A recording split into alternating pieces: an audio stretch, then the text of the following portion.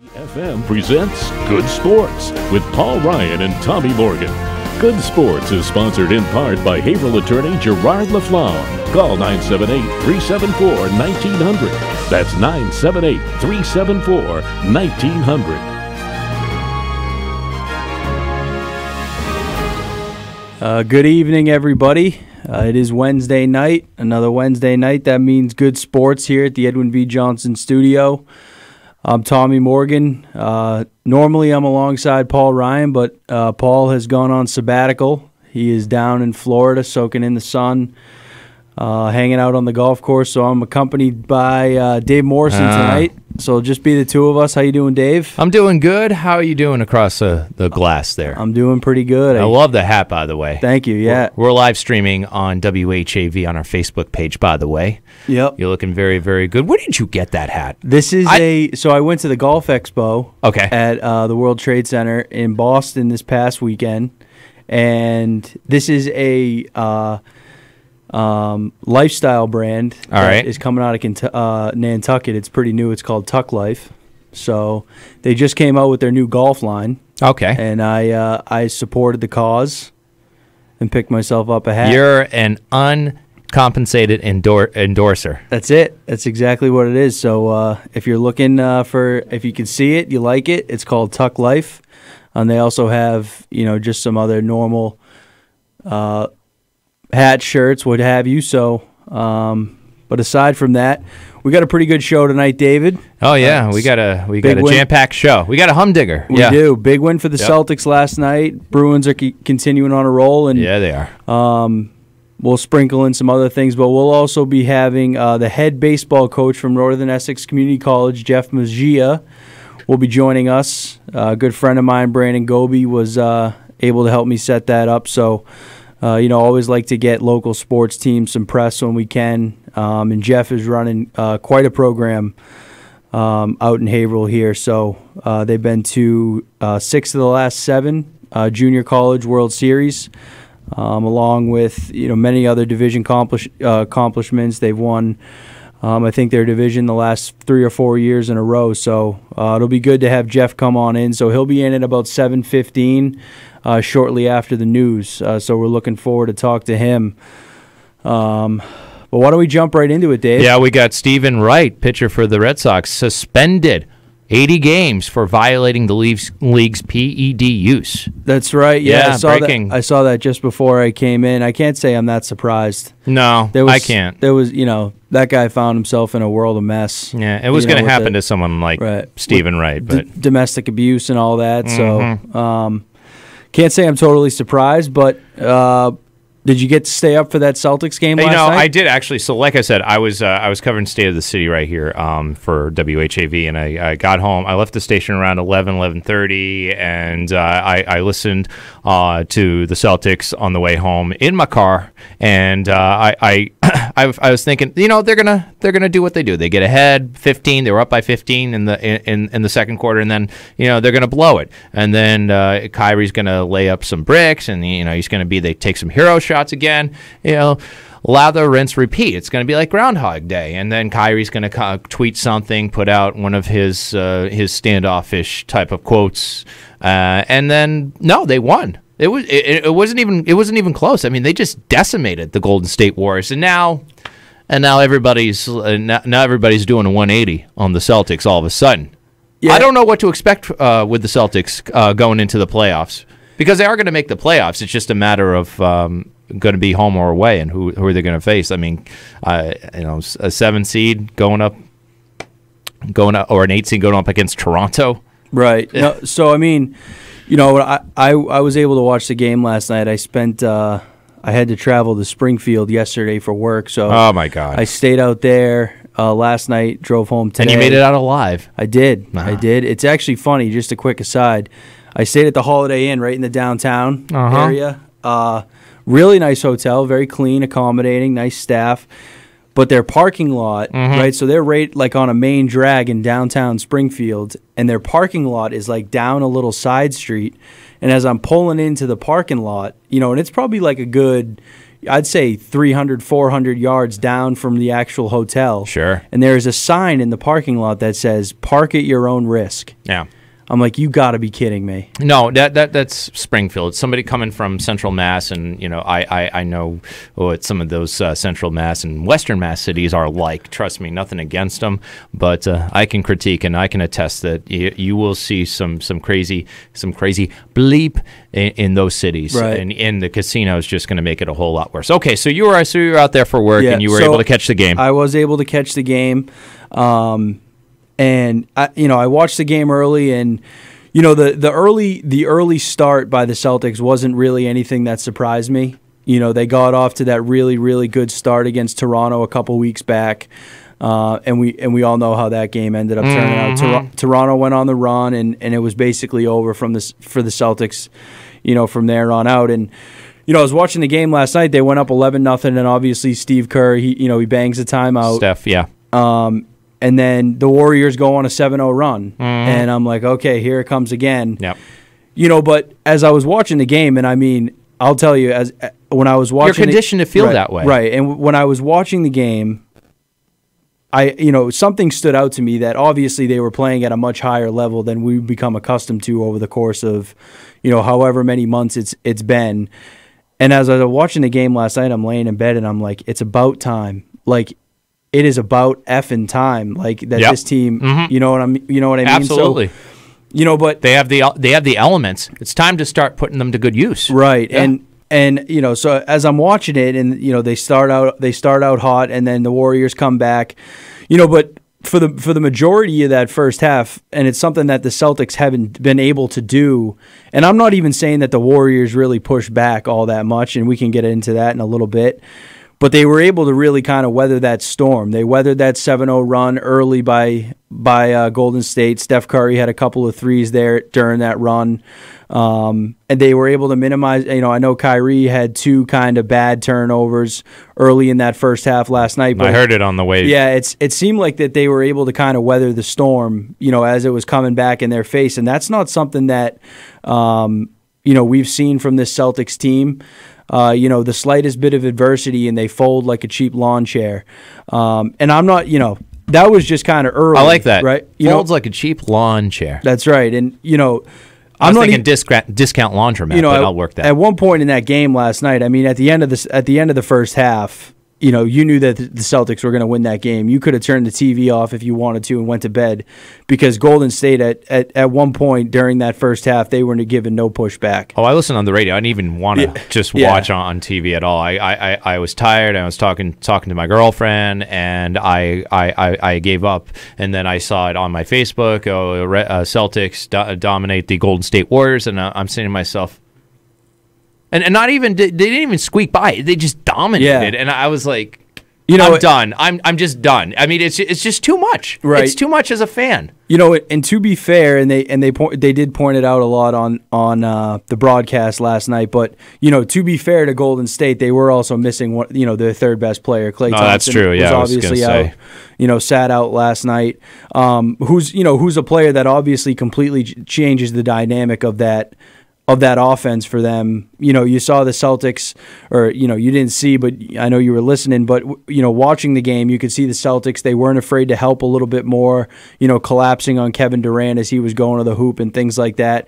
Whereas if Klay Thompson's in the game and he's kind of hovering around that three-point line, you might not be getting that same style of defense, that help defense in the lane, because he's a guy that, you can't leave more than an arm's length away from him or he's going to knock down the open shot. So, the dynamic of the Warriors was certainly, not up to their potential last night with Klay Thompson being out. But, just if you look at it in a vacuum and just kind of looking at it from a Celtics perspective, that was probably the best game that they've played all year. Hands down. No, they were firing on all cylinders. They really were. They were tenacious on defense. I can't even remember how many passes, hands on passes that we got. I think Marcus Smart had maybe 3 or 4 by himself. Jason Tatum had a couple of steals. So, obviously they were engaged on the defensive end. and then that obviously transitions into your game on the offensive end, because really in my opinion, that's the game of basketball. If you can create stops, grab rebounds and be able to run the floor and work in transition, that's when the basketball team is going to be at its best. Especially when you got guys like Kyrie Irving who can handle the ball. I mean, really, all 5 guys on the floor for the Celtics can handle the basketball up the court through transition. So, it starts on the defensive end for that team, and I know we got to go to break so we can get into it a little bit more. Oh, no, we can hold off until after the break, but the Celtics, they're going to continue. Let's hope they can continue that momentum, because they're going to be out in Sacramento tonight against the Kings. Tip-off 10:05 p.m., as Wynn mentioned on WHAV News at the top of the hour. And that'll be something that'll be my next point, coming into the break. So let's take a quick break here. It's 6:15. David, take it away. Good Sports will be right back. Get in on the act.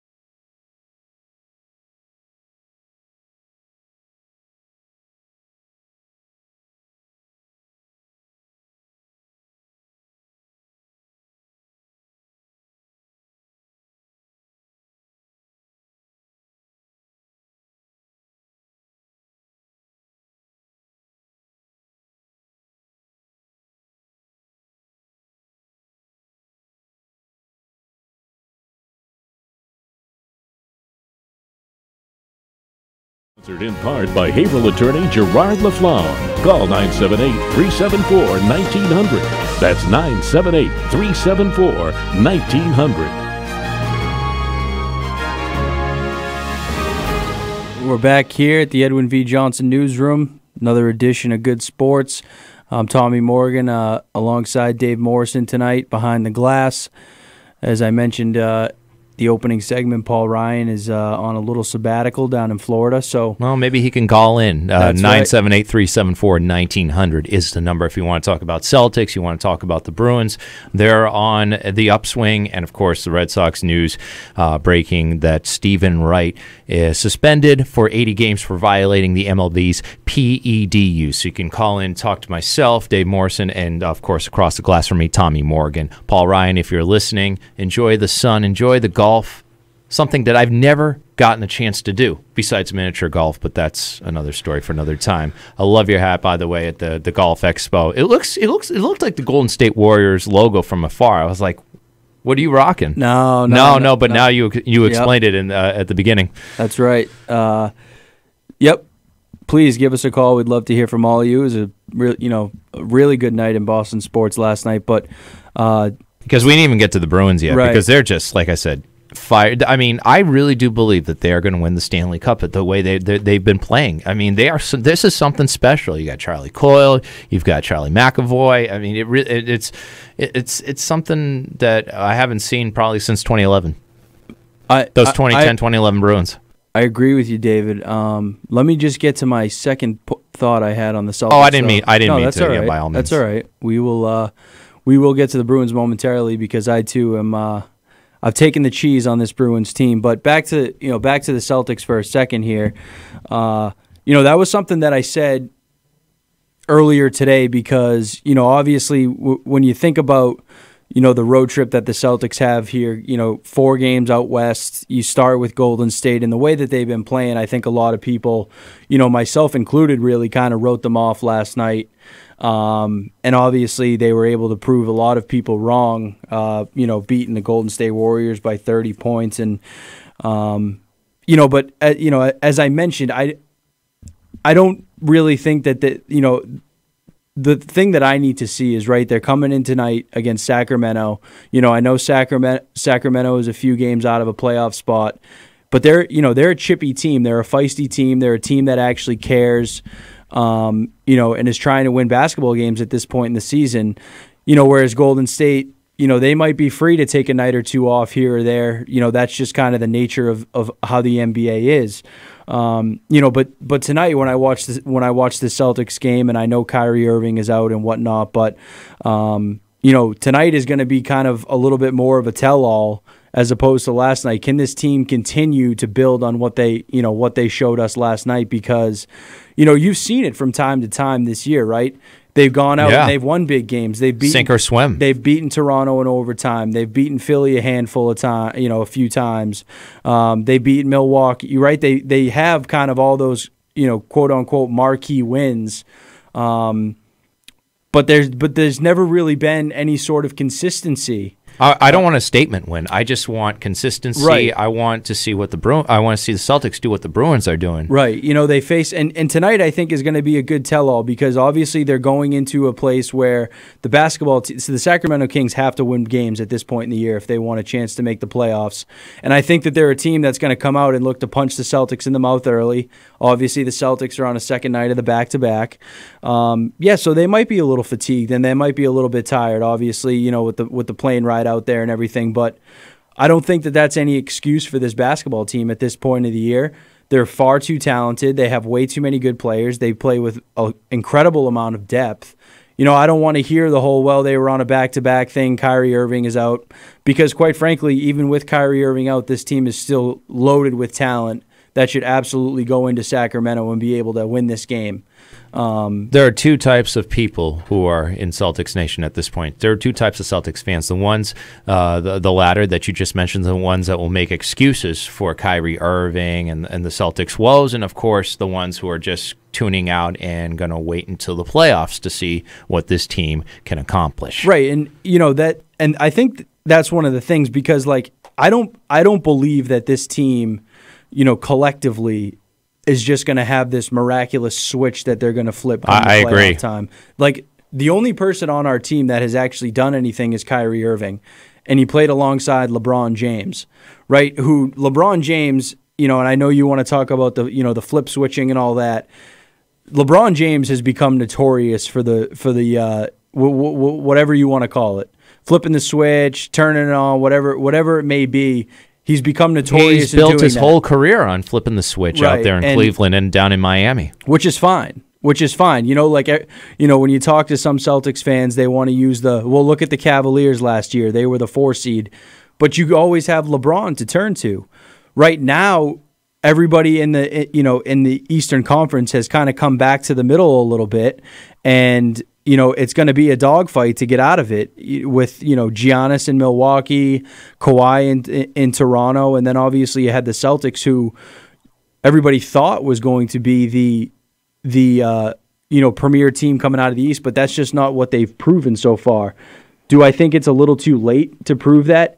Maybe, but if they can string together, 15, 16 wins, coming down the stretch here, that's going to make me feel a lot better going into the playoffs. All right, we got Sean in East Boston. I think he's one of your boys. Sean, what's going on? What's going on, fellas? How are we doing tonight? Good. Doing excellent. I'd like to change the topic a little bit to go back to your point, Dave, and talk a little Bruins, if that's all right. Sure. Absolutely.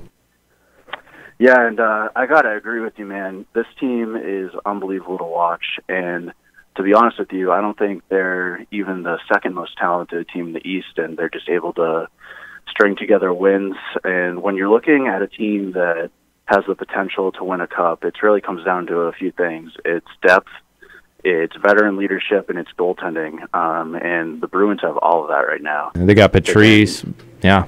Marchand, yeah, and they got the young guns. It's coming together. I mean, at first I was thinking it would be a miracle if they could try to catch the Lightning in the Eastern Conference, but my fears about that are just starting to wash away. Yeah, I mean, I think that's a really good point you made, especially when, you talk about leadership. And I think, as we've watched the games, over the course of the last few months in this run that they've been on, I think leadership is really what comes to the forefront of this team. I mean, you could even take a look at last night, right? They go down 2-0 early.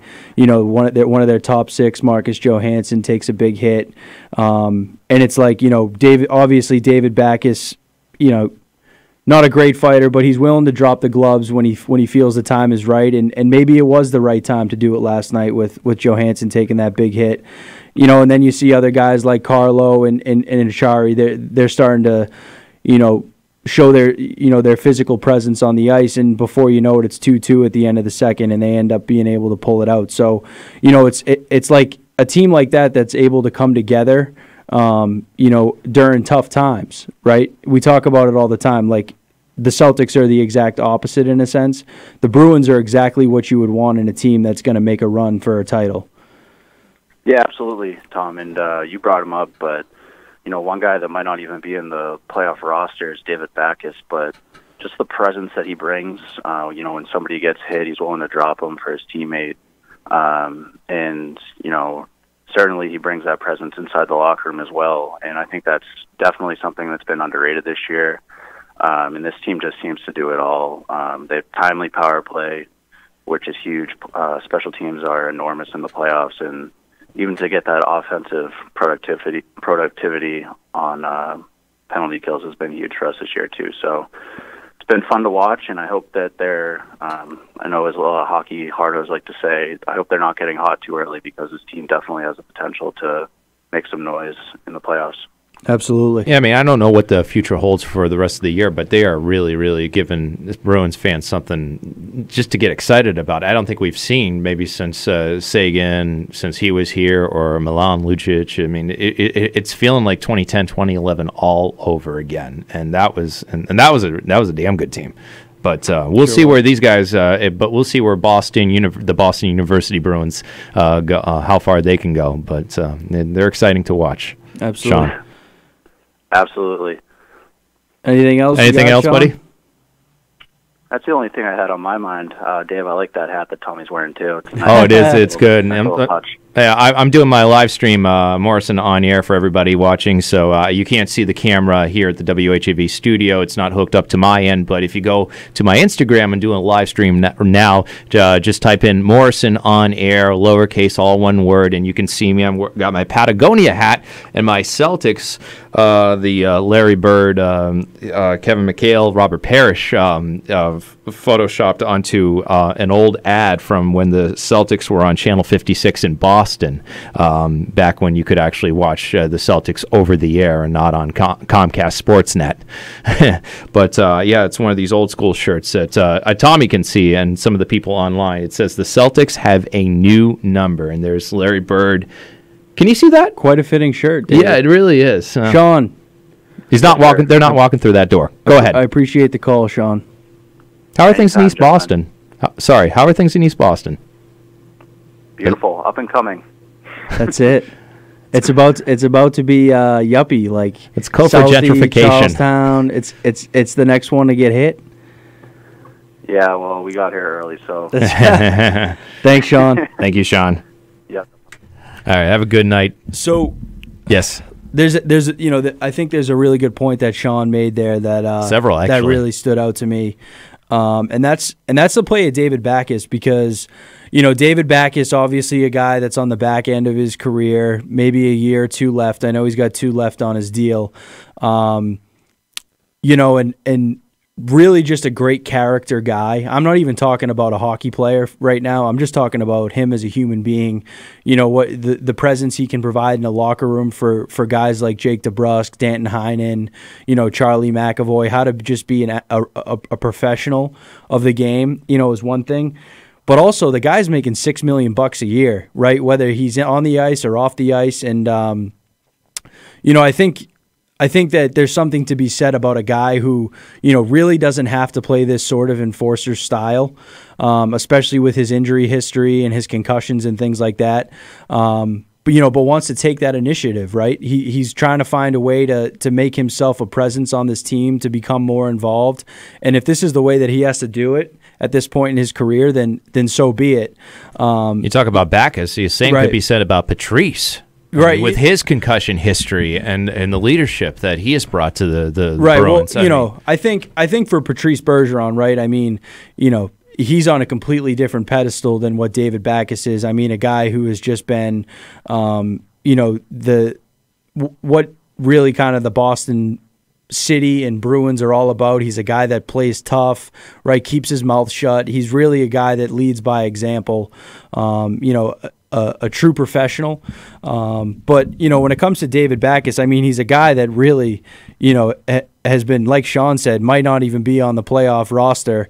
But he's certainly a guy that is making a name to get on it, right? If you need to plug a guy like him into the lineup, because you're getting your what kicked in the first couple of games, you send him out there to throw some weight around and maybe drop the gloves, and maybe that's the spark you need, at a time in the playoffs. So he's certainly a good guy to have in the locker room, and someone that obviously is selfless in putting the team before himself. So, whether he's getting his bells rung in fights or not, he certainly deserves a little tip of the cap for what he's been able to do for this team. And we didn't even mention Chara, right? But it is almost 6:32. So actually, it's 6:32. We got to bottom of the hour. We will hit a quick break, but when we get back, we'd love to hear from more of you. 978-374-1900. Please give us a call. Good Sports will be right back. Get in on the action. Call 978.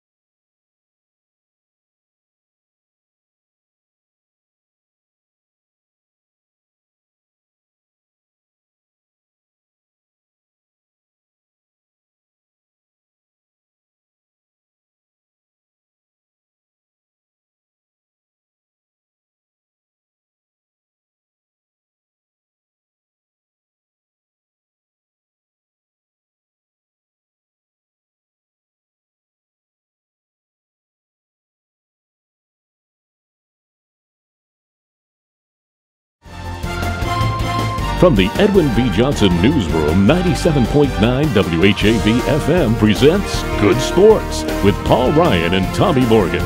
Good Sports is sponsored in part by Haverhill attorney Gerard LaFlamme. Call 978-374-1900. That's 978-374-1900. That's the number, 978-374-1900. It's Good Sports. I'm Tommy Morgan alongside Dave Morrison on the other side of the glass on the ones and twos. We've touched on Bruins and Celtics so far tonight, and probably will keep it there. for now. Two teams that have made kind of really headlines over the last couple of months. Celtics for not so good reasons, and Bruins obviously giving this city something to be excited about as we come towards the home stretch here. And then coming up after the 7 o'clock news, we will have the head baseball coach of Northern Essex Community College, Jeff Mejia. He'll be joining us here for about half hour, 45 minutes. So we'll be able to talk a little Northern Essex baseball. We can touch on some other baseball topics. And I did hear that Jeff is also an avid Clemson football fan, David. Okay. So my cousin, shout out to my cousin Danielle. Go Tigers. So him and I will have a little something to have in common is when he shows up. But Danielle and Jeff, if you're listening. Listen, David, I got a question for you. Ask away. And I need an absolute honest answer here. Oh, God. Did you ever think that you would have seen a game out of Gordon Hayward like you saw last night? I did not, honestly.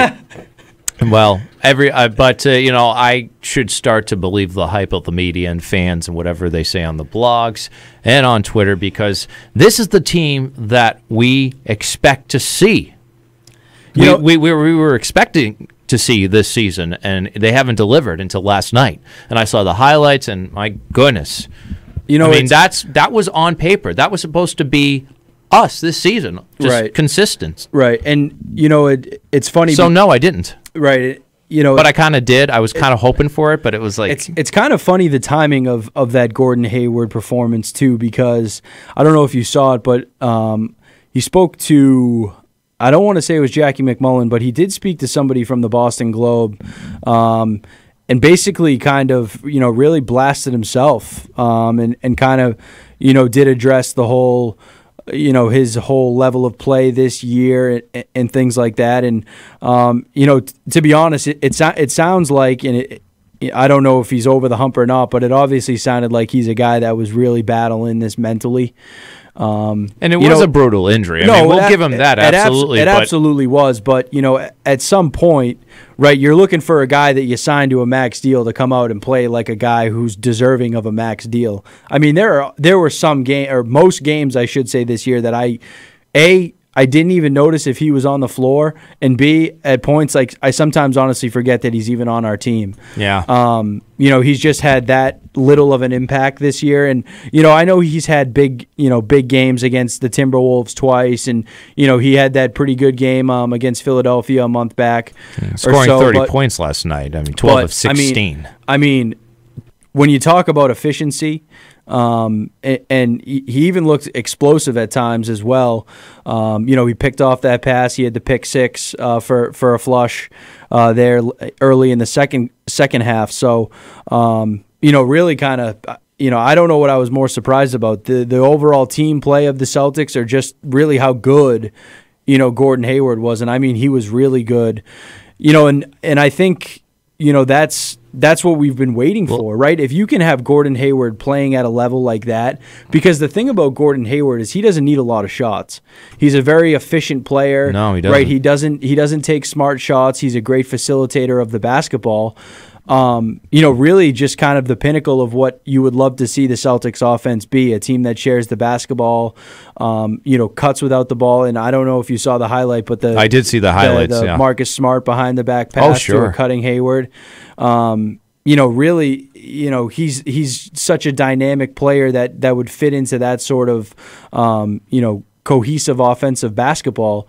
And he doesn't even need to take that many shots. It's not like he's a Kyrie Irving who needs to take 20 shots a game. Well, that's the thing. And I used to, a little backstory, not to go off the rails too much. You don't have to worry about that with me. But during the KG, Ray Allen, Paul Pierce years, I would see Pierce trying to take too many of those hero shots that we're seeing from Kyrie.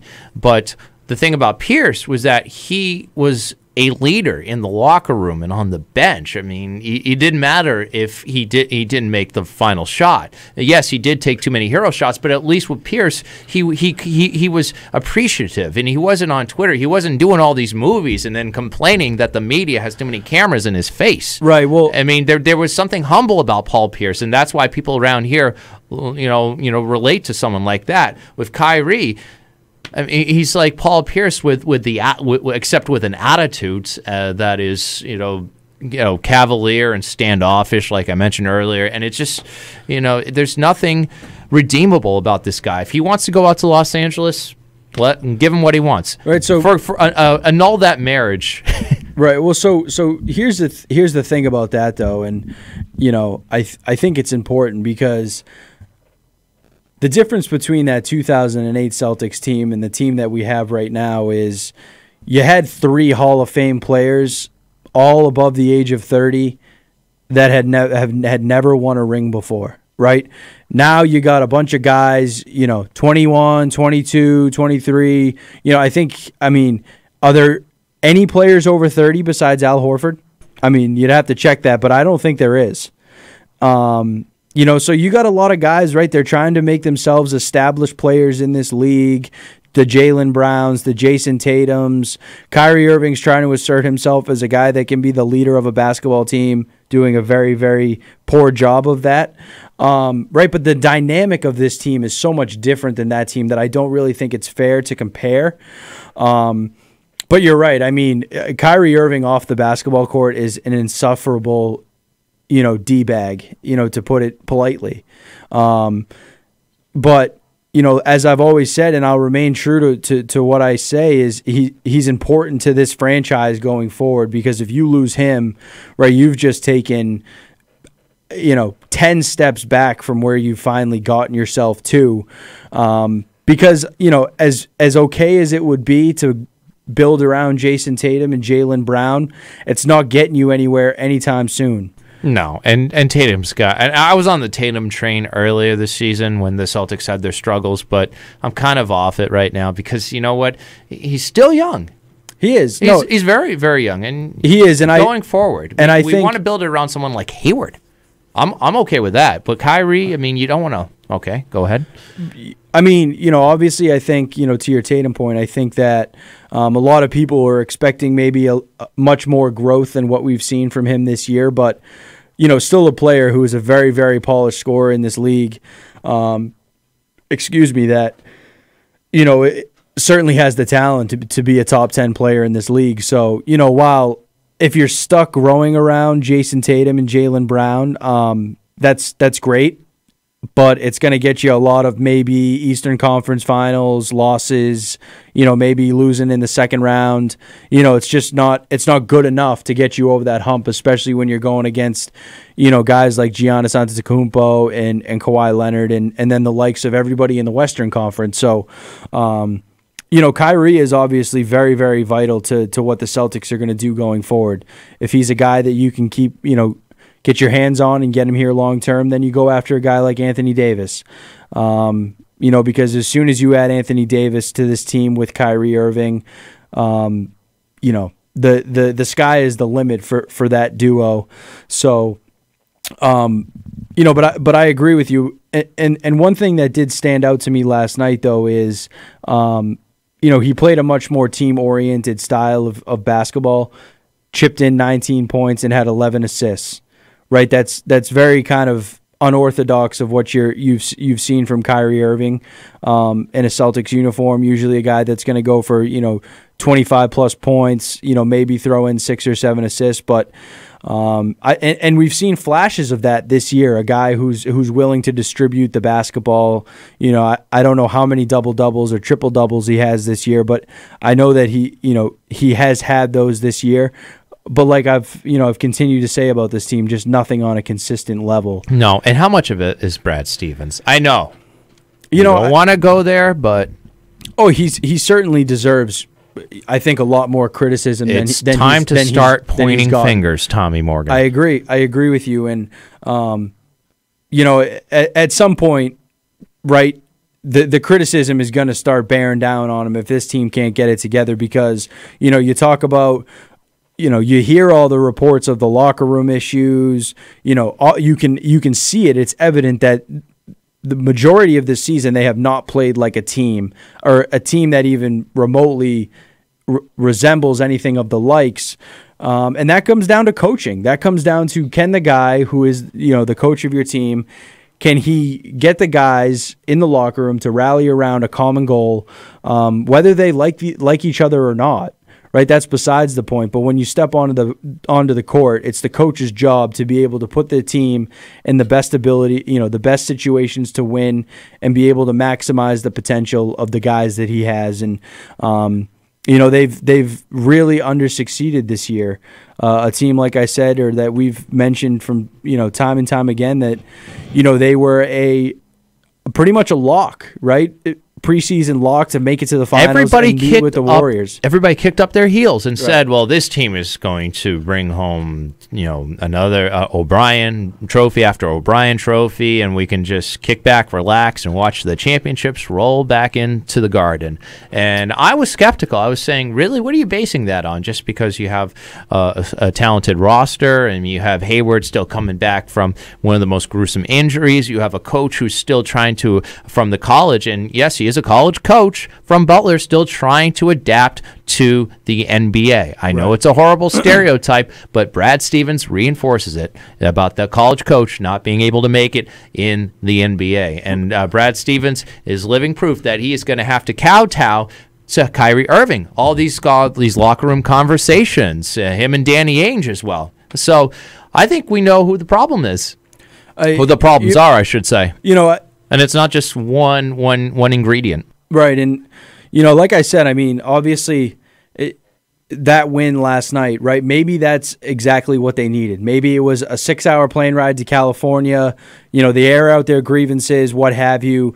They blow out Golden State, and then, right, they beat Sacramento, and they continue to snowball on this momentum. And maybe that's what they needed. Maybe that's what it was going to take to get the team back on track on Tuesday, March 5th. Usually I'm jet lagged after such a long trip. I don't know how that can be considered just a breath of fresh air, but whatever works. Right, you spend 6 hours with guys that you play with, in a confined space, because no one's leaving that joint up in the air. So, you're forced. Maybe they work some things out. You're forced to work things out up there. So, but it is 6:45. So whatever gets the job done. That's right. We are going to hit a break. So, but please give us a call. We've been talking Bruins, Celtics.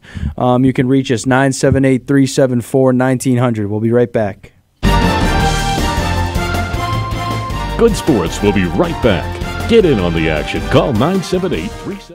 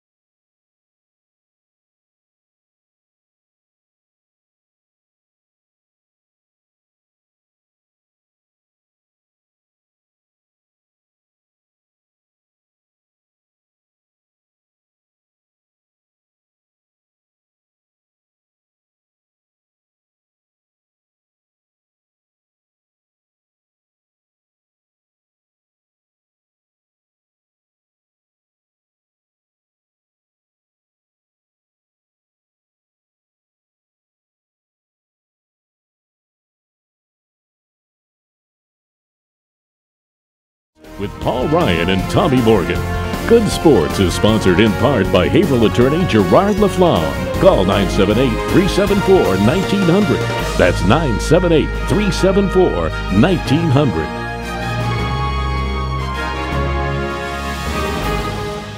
Back here, Edwin V. Johnson Newsroom. This is Good Sports here on 97.9 WHAV. I'm Tommy Morgan, alongside Dave Morrison behind the glass. Hello. We are going to be without Paul Ryan this evening, and maybe a few more after that. He's down in Florida on a little sabbatical, so good for him. I'd be curious if he's listening right now. I did talk to him. WHAV.net. I did, or on the TuneIn app. Don't forget about that. Oh my God! TuneIn app. You want my job? Are you gunning for my job? Right. Oh, my like goodness. that. So I did talk to him yesterday, and he did say he might call in. So.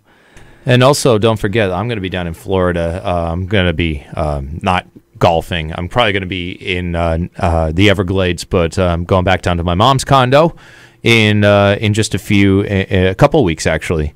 And I'll be driving her back up, as we normally do every year. It's a yearly tradition. Fly down, help her pack the things, going back up to Chelmsford.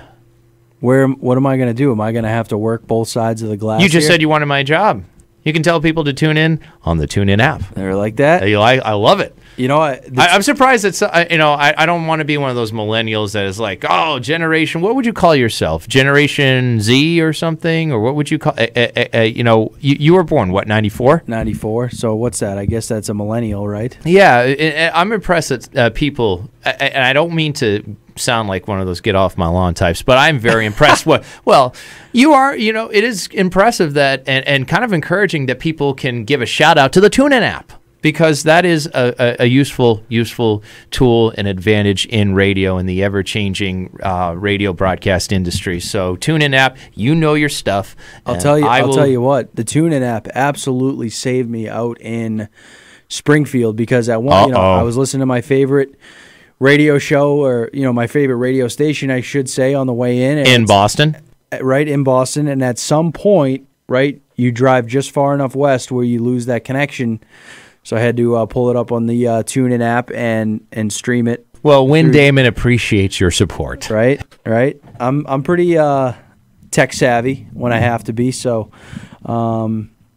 we were talking about the Celtics, David. Yeah, we were talking about a little bit of Boston Celtics basketball. We were talking about the Bruins. Maybe we'll hold off on the Red Sox, but you can call and talk about the Red Sox. Stephen Wright is suspended, 80 games for PED use, and obviously it couldn't happen to a bigger, a-hole.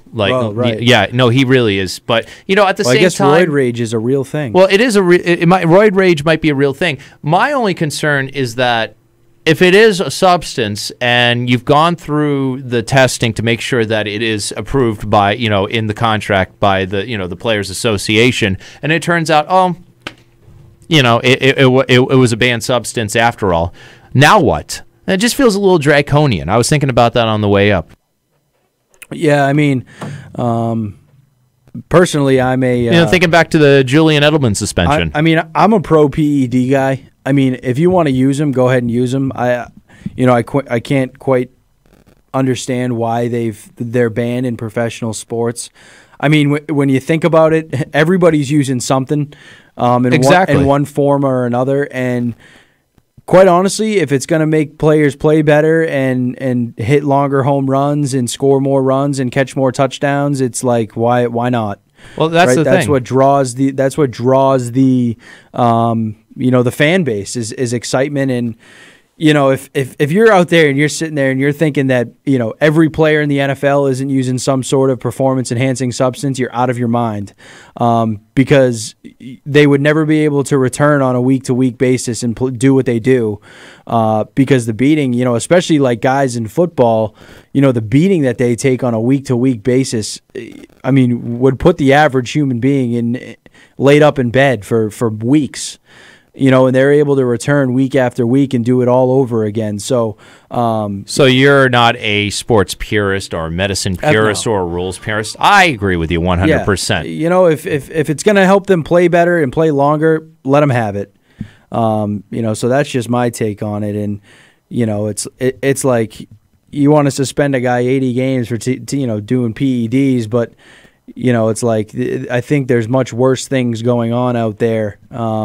In terms of things that deserve suspension. So, that's one thing. But we got Bill Ellis on the line calling in down there in Dedham. Bill, how are you? I'm excellent. How are you doing tonight? I'm doing pretty well. How can you be in favor of PEDs? It just doesn't make sense. Because they don't really, I think, hurt I know everybody talks about the integrity of the game. I just don't see it as something that hurts the integrity of a sport. Yeah, but see, if everybody's playing on an even keel, of which you get guys that will tempt fate and try different drugs and so forth, but how are you going to be able to compare one guy who's clean versus one guy who's using enhancements? I mean, it just, like I'm involved in horse racing, and they strictly ban the use of performance-enhancing drugs. Tranquilizers. Well, because the other thing, too, is, now here's a scenario for you. Sports gaming, betting, is coming to the state, it's coming to many states. You get a guy that's going to pop some pills or whatever one game, and then don't pop them the next game, and he plays terrible.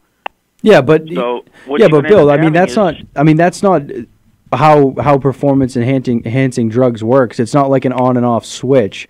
It's not anabolic steroids that you're advocating, right? Because that's a lot different than what Julian Edelman got suspended for. And, when I tell you, I honestly don't care what they're using. I really don't.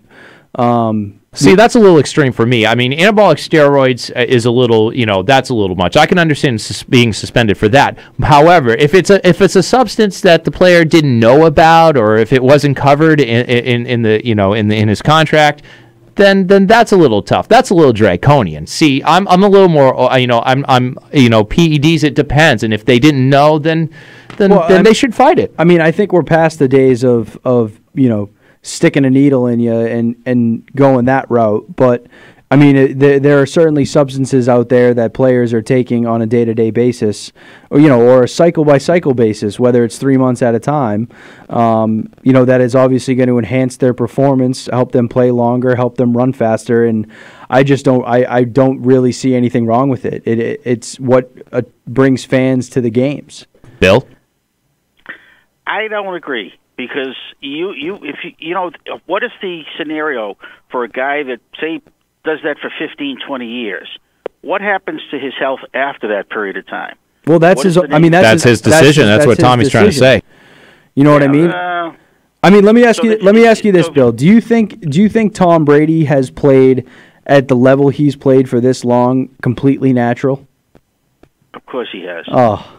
I don't believe that for 1 second, Bill Ellis. But let me ask you a question. Can you prove that he hasn't? I can't, and that's fine. But I personally will just believe that he has had help getting to this point, and I know, right? A lot of it, and I believe this. A lot of it has to do with the method that he chooses, the TB12 method. But there's some other things sprinkled in there that they're not telling you about in that book. Careful, Goodell could try to ban the TB12 method going forward. Hopefully, that's just. I know what you're saying, but the thing about Tom Brady, you take a look at. I watched a video of him not long ago in high school. That kid's facial features have not changed a whole lot, and since he was a kid. Are you serious? I think he's gotten handsomer as the years have gone on.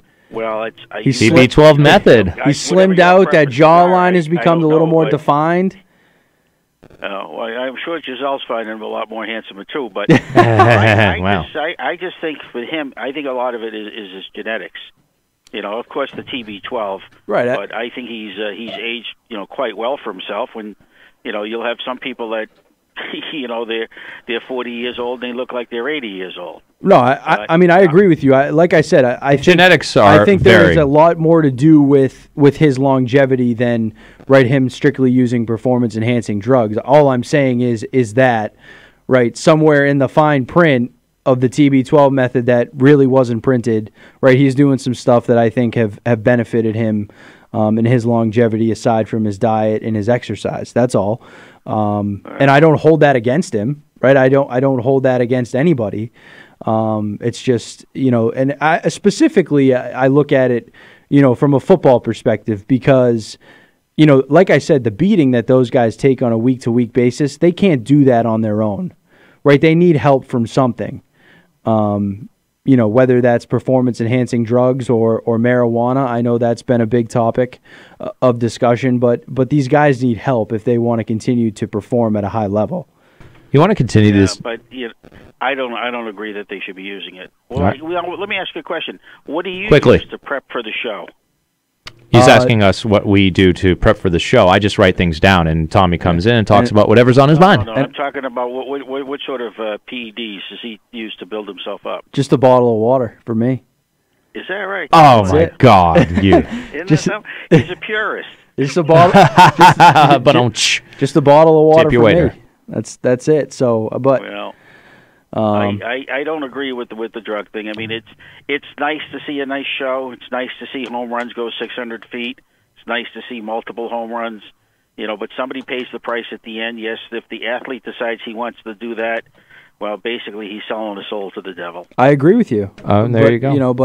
We're obviously going to agree to disagree, but that's why you call in. At the end of the day, it is their decision, and if the money and the fame is more important to them, then obviously they're going to choose that route. So, but it is always good to hear from you, Bill. I really appreciate the call. Yeah, thank you. All right, sir. All right, you get the top of the hour. You gentlemen have a great night. All right, thanks, Bill. Thank you very much. Bill Ellis, 97.9 WHAV, calling into Good Sports. You can call in 978-374-1900. I'm Dave Morrison. On the other side of the glass is Tommy Morgan. Top of the hour network news. When we come back, we will be joined by... Yeah, we'll have Jeff Mejia, the head baseball coach in Northern Essex. So go ahead, Dave. Take it away for news time. It's 7:01. WHAV LP Haverhill.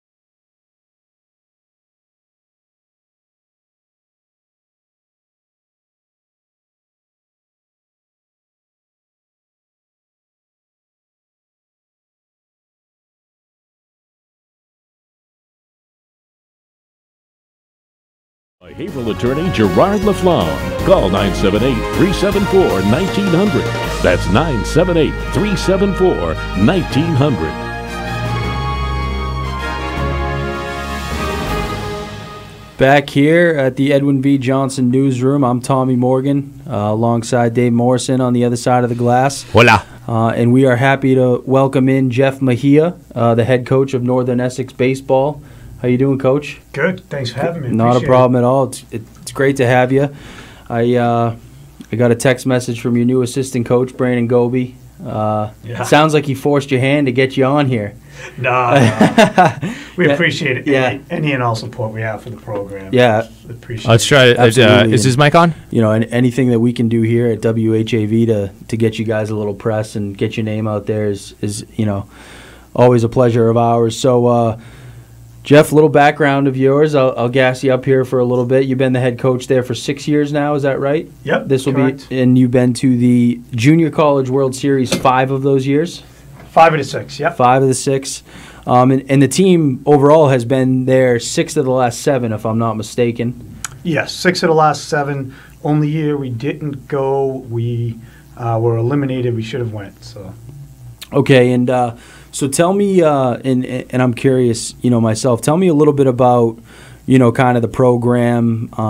You know, where you're getting your players from. You know, recruiting. Are you recruiting at all? Kind of things like that. Yeah, I'll tell you, we get most of our players right from this area. Yep. We do get a few out-of-state players that come in, a lot of Southern New Hampshire players as well. Recruiting for me was pretty easy. One of the co-founders of our Team Boston Baseball Academy. So for the last 15 years, I've been traveling and watching travel baseball right in this area. So whether the players have played for our program, which is, you know, it's a smart move. We have over 60 Division I kids in the last 6 years. Or they play for another program, I get to see them develop from ages of 10 all the way to 18. So I get a really good feel of what players that would fit at the college level and then at our level as well. Right. So let me ask you this, because you know, obviously there's, you know, the College World Series and kids that go on to play at the big name schools and things like that. Is Northern Essex, you know, kind of a, you know, a program you're recruiting for kids, you know, to see 4 years of school there, or is it, say, kind of a bridge sort of thing, 2 years? You know, what's kind of the style of your program? Yeah, so we're a junior college, so the kids have 2 years of eligibility when they come to us, and then there's all different rules to move on to Division I, Division II, or Division III. We've been very fortunate. All the players that have come in and got the job done in the classroom, which is the majority of them since I've been there, have all been able to move on to different various levels. We've had kids at UMass Lowell, Marist College, University of Maryland, St. John's Prep down in St. John's University down in New York. So I look for guys that want to come in. Maybe they were overlooked in high school, whether it was an injury and didn't get the offers they got, not quite ready to accept maybe a Division III school to go to. They still feel and believe and want to live the dream of possibly being a Division I or II player. The other athlete we get is kids that didn't get the job done academically in high school. Come to our school, we help them get on the right track. Our support services are fantastic. And then the other athlete is the late bloomer, which I love. Yep. You know, this kid, Ben Irvine, he's over at Maryland this year. He's a former Team Boston player. Watched his kid grow up. He was always one of the best players on travel ball, just undersized. Left high school at about 5'9", 145. He left me last year at 6'2", 190. You know, next thing you know, you look up and, you know, he's making the team at Maryland, which is big time. Yeah, big time, absolutely. Wow. Yeah, you know, that's, you know, it's funny you say that, because, you know, personally for me, I was blessed to be able to go play a couple of seasons out of, you know, college football, but, you know, I totally understand that kind of whole sort of recruiting process, and, you know, you might not have gotten the looks that you were hoping for coming out of high school, and, you know, it's great. And, you know, I had a kid that I played with in high school that went and played up at Monroe for 2 years, was able to go play at Norfolk State, so sort of the same sort of deal, but, you know, sounds like it's you're obviously running a top ship program over there, or I should say right here in Haverhill. So, kind of talk to me about what's coming down the pipeline for Northern Essex baseball, where you guys are at right now, and what you're kind of looking ahead towards. Yeah, so we're really looking forward to starting our season. Our games this Sunday got canceled or postponed, so we're going to start a week from Saturday. We go down to Florida. We play in the Russ Matt Invitational. We're playing 12 games in 7 days, which is a really big undertaking. I believe 8 or 9 of the 12 against nationally ranked teams. Game 2, we're playing against the defending national champs, Oakton Community College out of Illinois. So it's exciting. This time of year is also nerve-wracking because we got to get everything in and make sure we're prepared to go down there. Coming from a basketball court and a couple of cages. Right. To outside seeing fly balls, there's no practice games. Everything's a real game. Right. So let me ask you this: the tournament, you're going down to Florida to play 12 games next Saturday, and it sounds like those 12 games will be counted towards your regular season record. So, I guess tell me kind of what is your, obviously you want to field the best team possible. You have some incredible expectations, to follow from previous years. Kind of, how do you work with the kids on the roster? And really, you're kind of thrown into the fire, it sounds like. How are you able to kind of piece together, the best possible team to win games kind of right off the bat? Yeah, that's a great question. So I really put a lot of stock into, we play a lot of games in the fall. This year we were very fortunate, and University of Maine had us up and we played them. So I get to see a lot of the incoming players play, throughout a fall season. So that gives me a feel of where we're at and what we need. We also get transfers that come in mid-semester. But the way I handle my Florida trip is quite simple. We don't over-recruit. I'll go down there with 22 to 24 players on roster. Everybody that's in the mix, they're all going to get 25, 30 at-bats before we return home. So now everybody feels like they're part of it. That's a big thing is building the team camaraderie, and that, to me, is what this trip's all about.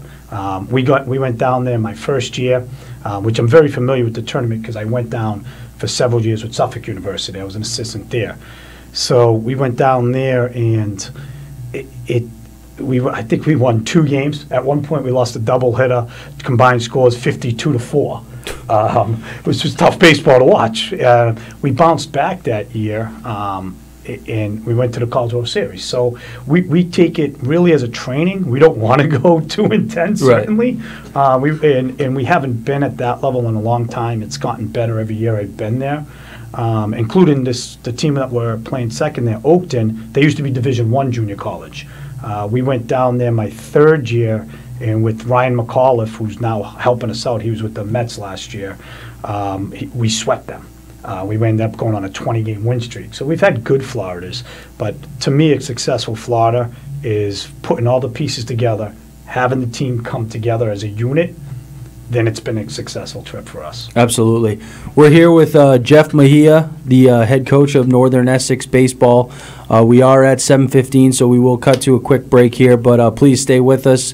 And if you have any questions or you just want to comment to Coach Jeff here, the number is 978-374-1900, and we'll be right back. Good Sports will be right back. Get in on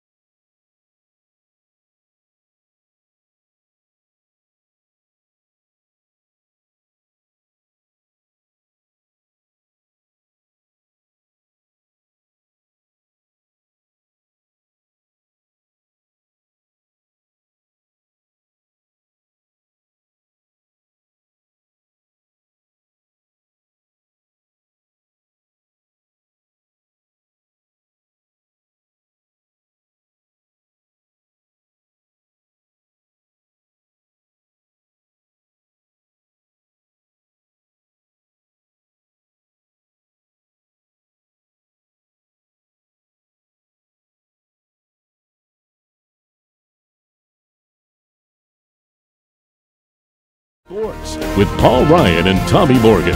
Good Sports is sponsored in part by Haverhill attorney Gerard LaFlamme. Call 978-374-1900. That's 978-374-1900. Back here, it's Good Sports Wednesday night. That's the phone number, 978-374-1900. I'm Tommy Morgan, as always, along with Dave Morrison behind the glass, and we have the pleasure of hosting the head coach of Northern Essex baseball, Jeff Mejia.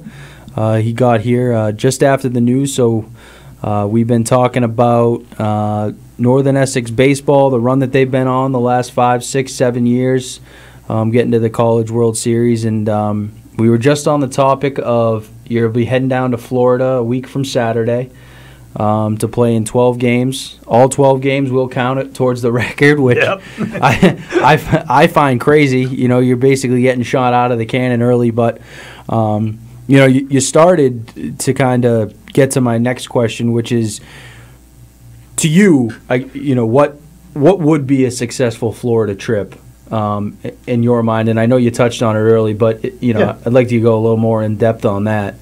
Yeah, bringing the guys together, you know, making them.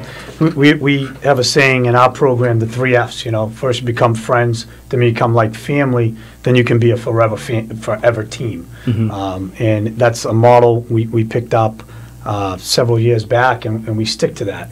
So we come back from Florida if we're all sticking together and we're all getting along, as you can imagine. A lot of guys in a condo for 7 straight days, I'm sure they get on each other's nerves a little bit. But if we stick together, we come back and we find out what kind of team we're going to be, it's been extremely successful. I haven't had a disappointing Florida yet. You know, I'm very fortunate, and that goes back to my time when I was coaching as an assistant coach at Suffolk University. Yeah. And so how many games will you play over the course of your regular season? So we're not your typical junior college up in New England. We play a full schedule. So right now we have about 40 games on our regular season schedule, which is the same as any Division III school in New England. Then we'll also have our playoffs from there if we're fortunate enough to get through the regional. Then we play, they call it a district. It's like a super regional versus New York City champs. And then the winner of that is the representative for the Junior College World Series. Yeah, so, I mean, it's a good point you make, because obviously, like you said, if you're going down to Florida for 7 days, you know, you're kind of forced to either get on the boat and join the ride, or you can find yourself getting off it really quickly, you know, depending on what sort of attitude you have going into it. You know, maybe a guy who was expecting a little more playing time than he got, you know, really easy to kind of splinter what you'd have going on down there. But, you know, it's a good point you make, because, you know, it is about the wins and losses, obviously. Yeah, absolutely. But it's not, you know, that early in the season, especially when you're playing 40 games. You know, you have plenty of time if you do kind of have, say, a 500 run down there, but you can see the pieces coming together. Absolutely. There's one at-large bid in junior college baseball for the World Series.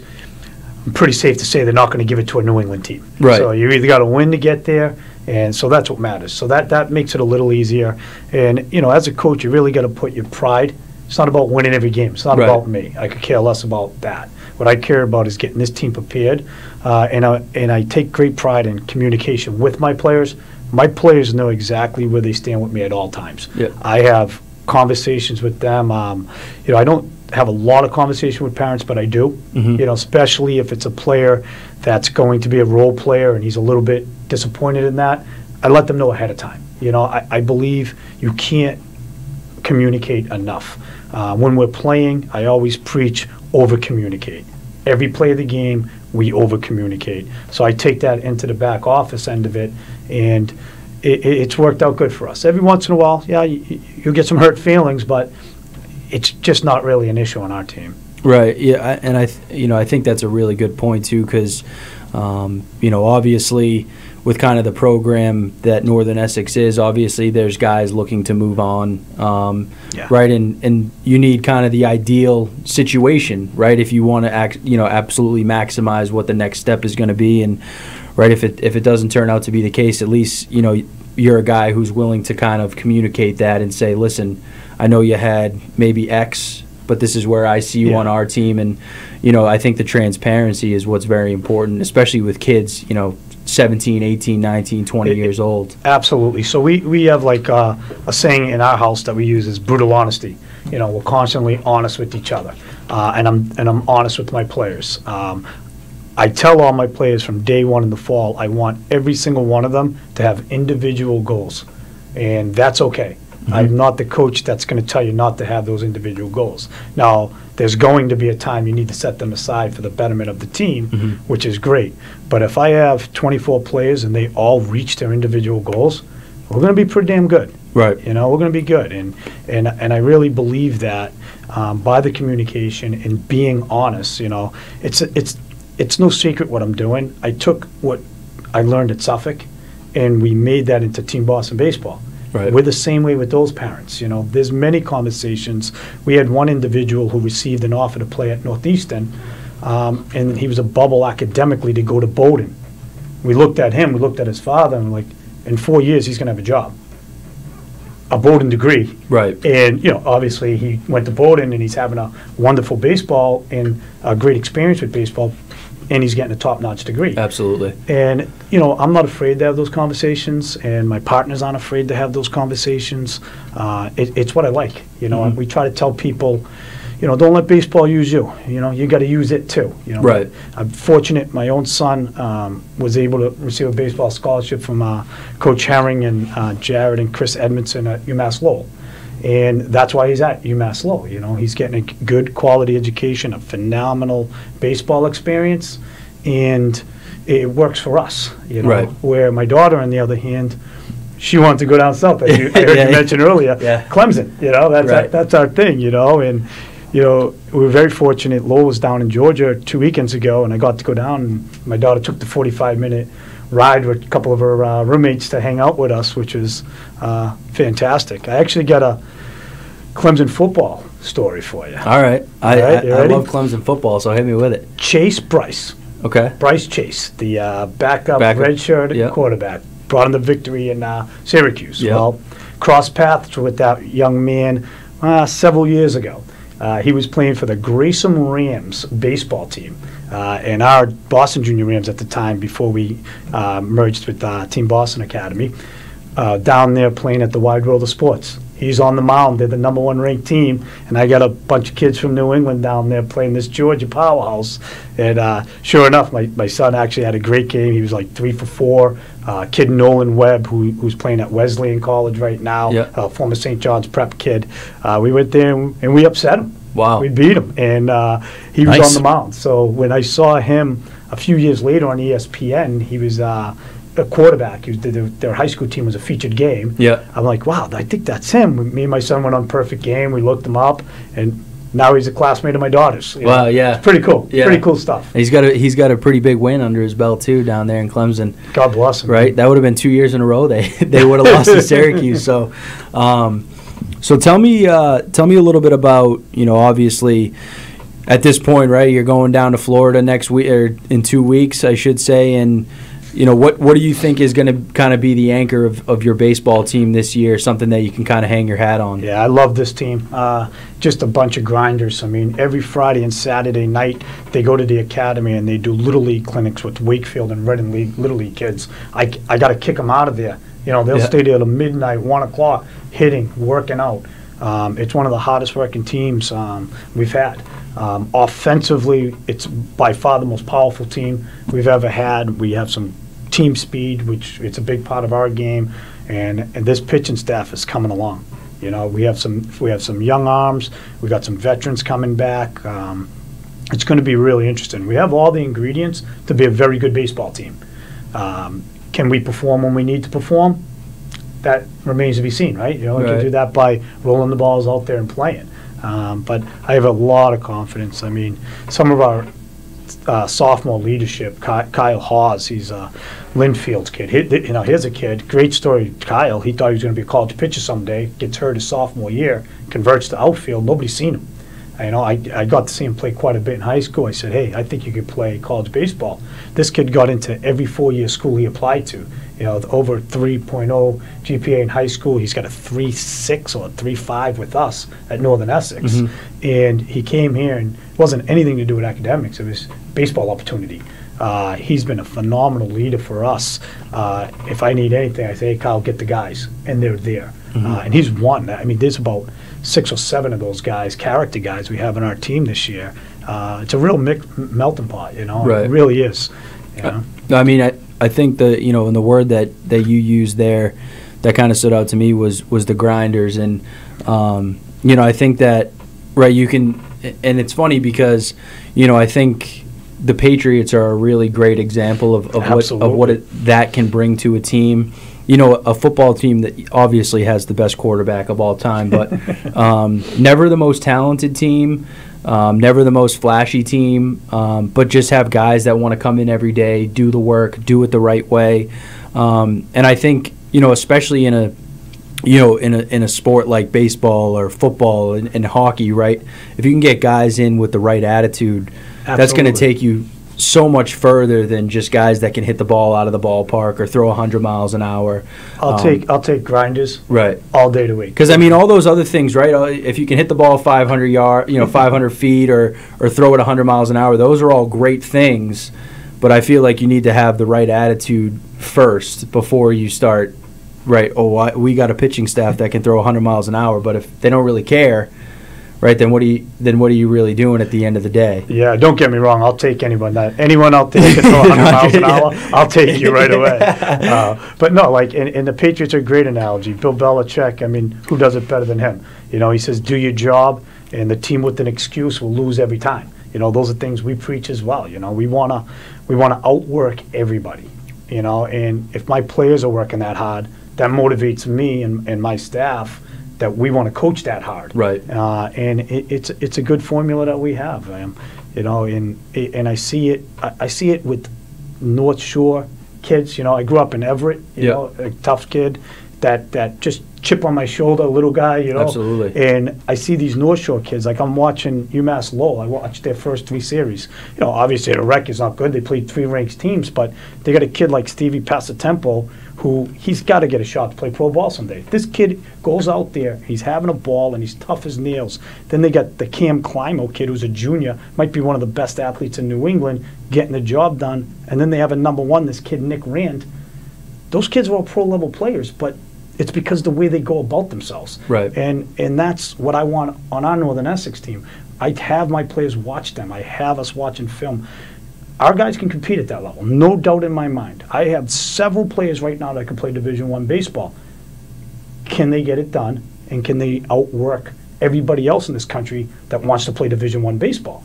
And you have to be a grinder. You got the weight room too. Right. We're here with Jeff Mejia, the head coach of Northern Essex baseball. We've been talking Northern Essex baseball, and we will continue to. I would like to get into some other baseball topics, maybe even a little Clemson football with you as the show goes on. Great. But we will take a quick break. The number is 978-374-1900. Any Northern Essex baseball players out there, I know you're listening, so give us a call in, and you can give the coach a hard time if you please, or tell him thank you for all his hard work. So we'll be right back. Good Sports will be right back.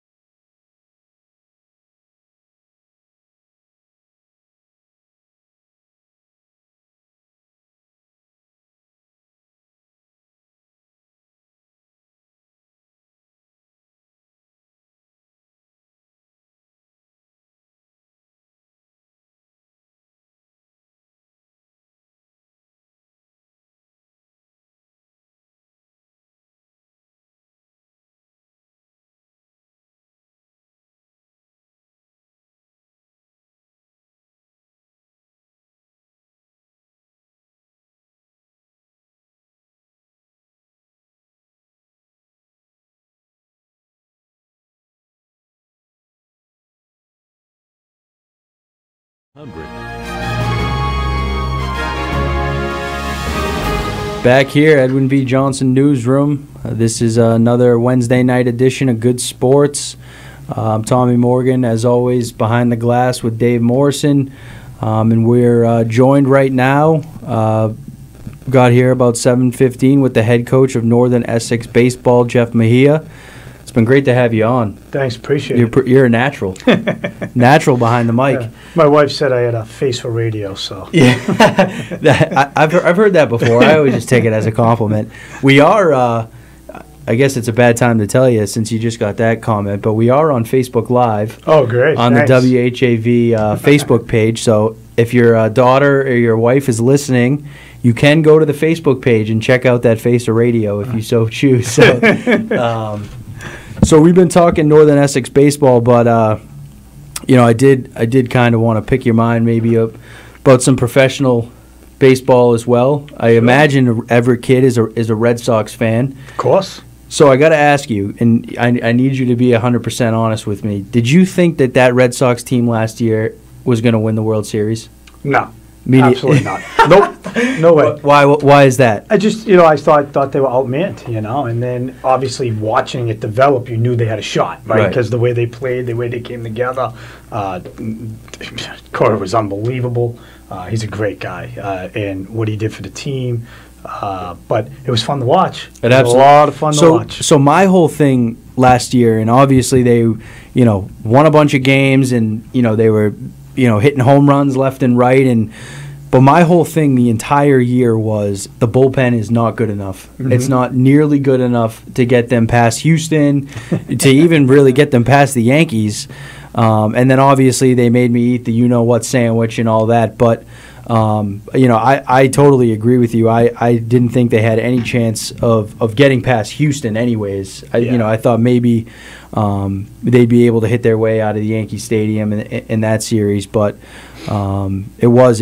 And, I think the funniest part of that whole thing was the L.A. Dodgers taking the cheese on Joe Kelly. Oh, that's the best. Because, I know he had an incredible postseason, but I really just think I think he stinks. I don't think that he is a great pitcher at all. But what have you. So it was time for him to go. It was time for him to go. We got the absolute. We rang the rag out and it was dry. And I'll tell you what I like about that team. Being an instructor and owning an academy, every couple of years there's a new fad in baseball, right? Everybody, it changes constantly. Mm-hmm. One thing I liked about the Red Sox, they didn't buy into any of that. They were a bunch of guys, let's get the ball in play, let's stay within ourselves, and let's move it to the next guy and win a baseball game.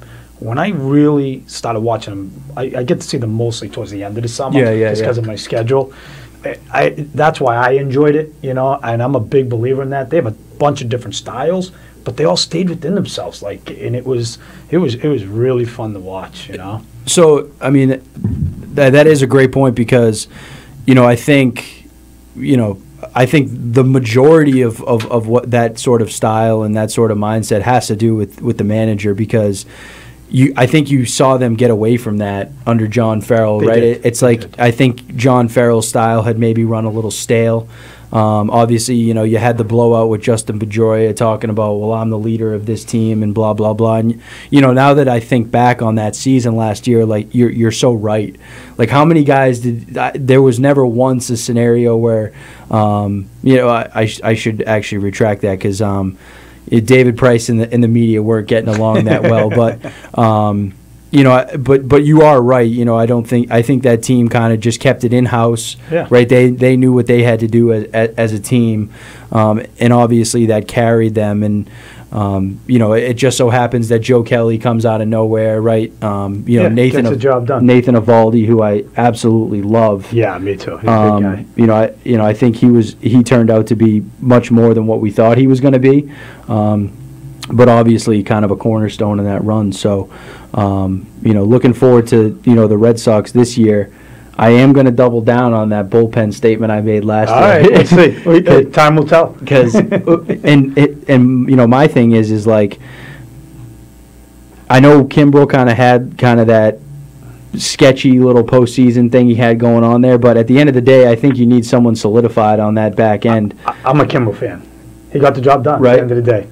Results. You know, I mean, I don't know why he's doing the whole holdout thing. You know, sign a 1-year deal, right? I'm hoping. You know, take 10, 15 million bucks for a year, go, you know, show out, and then go get your money the next year. Yeah, you should take that contract, go onto our website and buy some Knights gear and help our boys out. That's right. Kimbrough, if you're listening in your free time, yes, the Northern Essex baseball team would love to have you. Yeah, anytime. Yeah. Come down and work out with our boys. Come throw BP, whatever you want. What do you got, Dave? I'll call. What? Oh, you can't hear me. Can't, yeah. I don't have you. Yeah, it's really we'll figure weird. That out at the break. Yeah, we got a call, unfortunately. We have a call? Yeah. Yeah. Oh God, I hope we can hear him. I hope we can. We've been having, this. Go ahead, try it out. Caller, you're on the air. Hey, guys. Yeah, we got nothing, Dave. Oh, wait, hold on. I got him. Okay. Go ahead. Hey, guys. Am I live? You are live. Hey, Coach. How's it going? I just wanted to ask what you think of. I heard your players are growing some awkward facial hair. What do you think about that? And then question number 2. Hey. I hear you guys really have some unique baseball pants going on this year. Could you go into detail on that? Sure. The facial hair is strictly up to the players. We get our headshots tomorrow. Hey, it's a baseball thing. They want to go with the marsh mustaches. I'm okay with that. I don't have to look at you when you leave the baseball field. New unis, yeah, the new pants are great. I call them cotton candy gray. They're really good. Excited that the administration gives us a lot of support, and we were able to get some new uniforms. First time since I've been there, so it's great. Well, if you're going to the junior college World Series every year, I think you might be in the market for some new pants at least. So, David, did he hang up because I don't know. Caller Andrew Caulfield. Yeah, I'm still here, guys. He's still here. Yeah, no, we're still live. Something's going on with this board right now. We just got it back after 7:45 so we can figure this out. Yeah, no, we got a short break, so we'll try to figure it out. But so we'll have him call back after the 7:45 break so we can get this ironed out. I don't know what's going on, but we were able to have you, caller, for a brief call second. Back after 7:45 break, and we'll get the board figured out. No promises. In the meantime, if you had a guess as to what player that was, who do you think it was? It's got to be. I think it was Andrew, probably Caulfield. It was, yeah. Yeah, it was. Yeah, I could tell. He's Andrew's great, man. Andrew's a kid that's been around a little bit. He plays first base for us. Him and actually Spencer Ballion, they're like two peas in a pod, and it's great playing all those games in Florida because they're going to battle it out, right? And they'll best of friends, and it's really exciting. And Andrew's a great kid. He's a Malden guy. He's the old Malden, the new Malden High coach, the old MC coach Frecka. He's one of Frecka's boys. And this kid eats, sleeps, and drinks baseball. Good, and I think that's a really good point you made too, because obviously it sounds like you got a little competition there at the at the first base position, but at the end of the day, if you got two guys battling it out that can, when they leave the baseball field, be friends as well, that the message that sends to the team overall is what you're going to need, obviously, to go on a run that obviously you have in mind. So we're going to take a quick break. We're going to try to iron out this phone situation because I'd love to hear from Andrew again. Andrew, if you're listening, please give us a call back so we can actually have a real, but not right away, conversation with you, and we'll be back right after the break.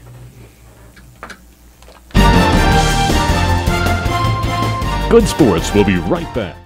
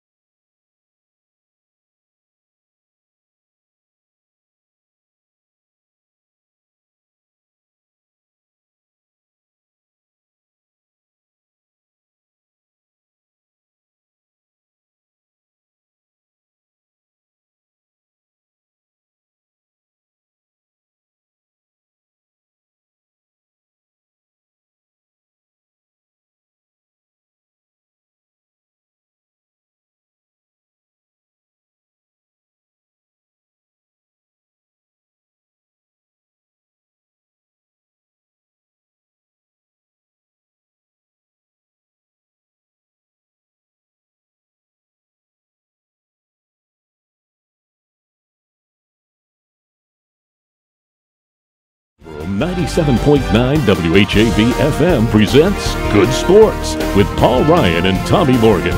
Good Sports is sponsored in part by Haverhill attorney Gerard LaFlamme. Call 978-374-1900. That's 978-374-1900. We are back here. We got the final segment of Good Sports for this evening. The number is 978-374-1900. I'm Tommy Morgan. Dave Morrison, man on board. And we've been here with Jeff Mejia, the head baseball coach. And we're going to try Andrew Caulfield again. I forgot to mention also the assistant athletic director of Northern Essex Community College. We do have one of his players on the line. I believe his name is Andrew. Hey, guys, can you hear me? We can hear you. Awesome. Glad to see it's up and running. What do you got? So you were talking about mustaches. What are you rocking over there? Right now, I got a little bit of scruff going on. Got headshots tomorrow, so, I got to trim out the razor for minutes, actually, and make myself look presentable. This thing's going to be all over the interweb. So, Kyle. Oh. Interweb, I love that term. You got him. So it's Kyle on the phone. So listen. This is Andrew. What's that? This is Andrew. Yeah, okay. Listen, it's pretty simple. We're already the ugliest team in the league, so I really don't care what your mugs look like. As long as you're in the weight room and we're the biggest team in the league, I think we're going to be okay. I'm not going to lie. I think we might draw a couple more fans now that we got some facial hair going on. Might be a little biased, but... Hey, whatever it takes. What do you, Andrew, or it's Kyle you said, right? No, it's Andrew. It's Andrew. Oh, it is Andrew. Oh, it is Andrew. Okay. Andrew, what do you, this is kind of a lame question, but I am curious. What are you studying? What are you in the... Right now I'm in criminal justice. Okay. Looking to become a state trooper. No, maybe even a town cop in Malden. No kidding. I actually know a state trooper very well. My girlfriend's father has been a state trooper for over 20 years now. So, if really, maybe we can link up and connect. Yeah, if you hit 300 and knock in 50 RBIs this year, I'll have Jeff give me your number, and we'll. I'm going for 60 and 25 stolen bags. You heard it here. All right. Yeah, there you go. I'll take that right now. If we get there, I'll have Jeff give me your number, and I'll get you in contact. Oh, that'd be awesome. All right. Andrew's a great student. Andrew's a great, he's another one like Kyle. He's on pace right now to be an academic All-American as well as an athletic All-American. Right. And that's one of the things I did want to touch base about the athletic programs in general at Northern Essex. Yeah, absolutely. We're one of the departments in the school that is continually to grow. Numbers are going down a little bit in junior colleges across the state, but our athletic department continues. We hired a new athletic director a couple of years ago, Dan Blair, who came over from Franklin Pierce. Mm-hmm. Since then, we've just continued to grow. We added men's golf this spring. Next fall, we have a soccer team. We also have women's basketball coming back after it hasn't been around since early 2000s.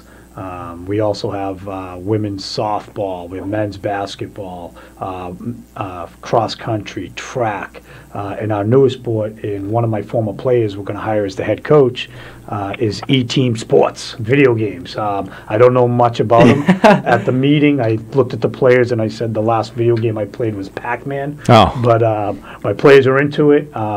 And I think now a sport. I think we do still have Andrew on the line. Andrew is right? still on the line, gentlemen. Andrew no, I'm not going nowhere. Is the E-Team Sports something you're thinking about doing in the off season? No, I'm not too coordinated with my hands. I'm not a big video game guy. I just hit up a tee about 30 hours a day. I'm a big guy. So your hand eye is probably not great then. Is that's what you're saying? It's lacking a little bit, but I make up for it with that. Go ahead, Tommy. I was going to ask Coach a question, but you go. Well, with the news of all the local colleges, small Division III colleges closing, and a lot of student athletes looking for places to go, have you seen an uptick in students, student athletes from, say, Green Mountain College and Newberry and some of the other local schools around looking to join your squad? Yeah, not typically in baseball right now with those schools. They have some interest in some of our other sports, which is fantastic. But, we're always open. We do have a lot of transfers that come in, guys who start with other schools and then end up coming here, which is fantastic. Kobe Mayola, who started at UMass Lowell the last couple of years, he was the National Player of the Year for us. He started at Assumption College, loved the baseball there, loved his coach, just the school wasn't a good fit. So then he transferred over to Northern Essex, and, the rest is history. We went to the national title game that year, which is the best finish we've ever had, and he had a little under 900 slugging percentage. Wow. Ended up being the National Player of the Year, which first New England guy that I know at any level that's won that, and then received a scholarship and went on to play at UMass Lowell. So we do get a lot of transfers when these schools do close down, or not even close down, just players that not every place you go is a great fit. Right. And sure. Sometimes you need to take the junior college route, which, let me tell you something, it's fantastic. We have this mass transfer program. Students can come to us very affordably, finish their degrees with us, and then move on to a Massachusetts state school and receive up to $10,000 in aid for just getting their associate's degree with a 3.0. Absolutely. And I think it's a great deal. There's a return to community and technical colleges, students returning back to that 2-year program. For a while, it went out of style, and I think people focused on going D3 or big D2, D1, and now community and technical colleges are in again. They're kind of back in style, given the way the tuition has gone sky high through the roof. Absolutely. So we have kids over 23 different colleges since I've been there, and that's just the baseball program. And like we mentioned earlier, they're going to schools like Maryland. I have Kyle, one of my players this year, he just sent his transcripts down to Northeastern. You can go anywhere from Northern Essex. It's not just a state to state, which is great, but you can go to any school you want. Why not take those extra 2 years at an affordable price? Enjoy the experience. Bring your grades up. Absolutely. If you need to, if that's the case. I mean, there's always a litany of reasons why people go to the community and junior college route. We draw a lot of kids from Lawrence, a lot of kids that are still mastering the English language. They'll come to us. A lot of kids from Haverhill. Yeah, we have a great ESL program, and we help these kids get better at English, get academic college credits, and now they're ready to move on. And I pride myself as we try to make citizens. We want good citizens. I'm a former Army guy. Greatest uniform I've ever put on was the United States Army uniform, and I believe, I love the city of Everett. I think it's the greatest city in the greatest country. And what I want to do is I want these young men to become great citizens of this country and want to give back. And that's all part of the community college. I don't know if you get that at a 4-year school. Right. I know you're going to get it at our school, and with Dan as our athletic director and Maureen, our other assistant athletic director, we preach that. We want our kids to want to give back. It's a wonderful thing. Yeah, I think that's important too, because I think what you see nowadays, right, is a lot of kids who might not have it academically to, say, go to a school that they've kind of set their sights on. Right, you see them dishing out $30,000 a year to go spend a year at a prep school when you're so right. You know what I mean? Like, you can go right. It may not be, say, the most sexy route. Exactly, it's not the sexy route. But it's I think after hearing you talk, it's the smartest route that you could do if you have your sights set on a school and that's where you want to go. You're right. You can go get college credit courses at a very affordable price. Play the sport you like.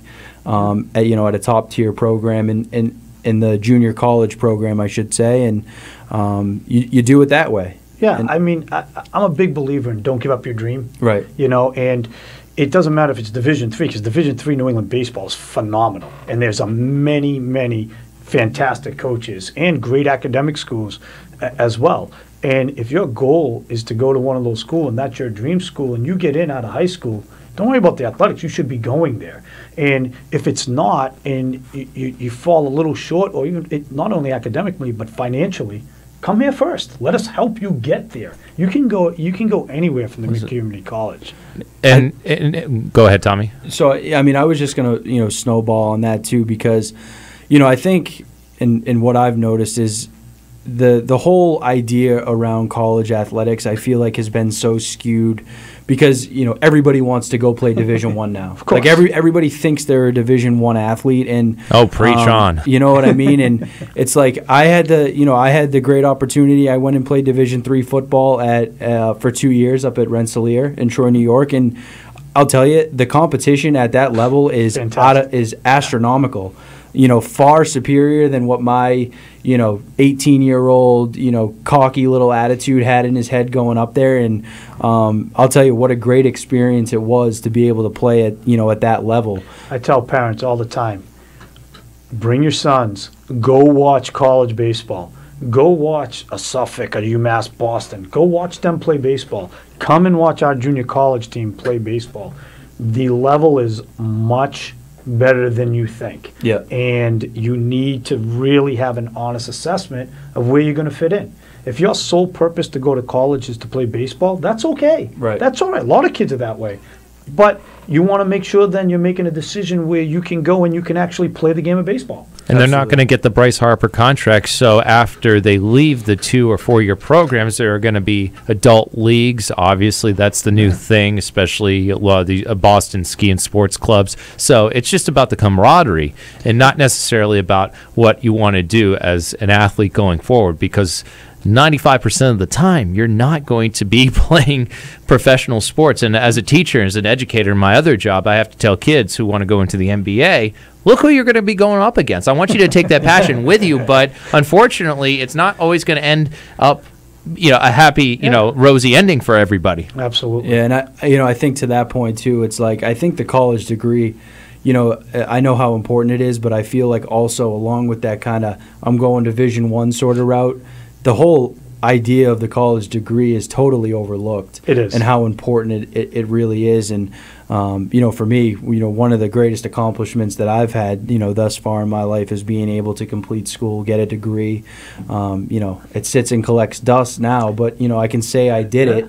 And it's already given me, exponential opportunities in my career and other things like that. So checking off boxes. Right. I have my son and me, we have conversations all the time. Got to check off a box, and the more boxes you check off, the better you'll be in the long run, and the more opportunities, and eventually someday, God willing, the better parent you'll be. And, right. That's the absolutely goal. That's a good message, Jeff, and I've personally really enjoyed talking with you. I'm glad you came on, and I wish your team nothing but success and luck this year. It sounds like you have a good team to look forward to this year, and good luck down in Florida. I'm certainly going to be keeping an eye on you guys, and I'm going to be in touch with Brandon Goby, try to maybe catch a game or two. Yeah, no, he's going to be an AD someday. Yeah. That kid's got a good head on his shoulders. Haverhill's own. He's second to none. I'm really happy to have him. And before we finish, I would be remiss if I don't put a shout out to my high school sweetheart, Colleen, my wife here of 22 years. So, honey, if you're listening, which I'm sure you are, I hope I didn't embarrass you too much. Yeah, you did fine. Yeah, you did. You really did great. I'm glad you came in, and we are approaching the top of the hour, so that is going to do it for us here for another night of good sports over at WHAV. We always appreciate all you listening. Again, Jeff, thanks for coming in. Thank you. Good luck to you. And Dave, as always. Oh, my pleasure. Thank you very much, gentlemen. It's always a pleasure. Glad to hear you from across the glass. We will see everybody next week, same time, 6 to 8 o'clock. Catch us then. Thanks. Bye. Good Sports is back again next Wednesday night at 6.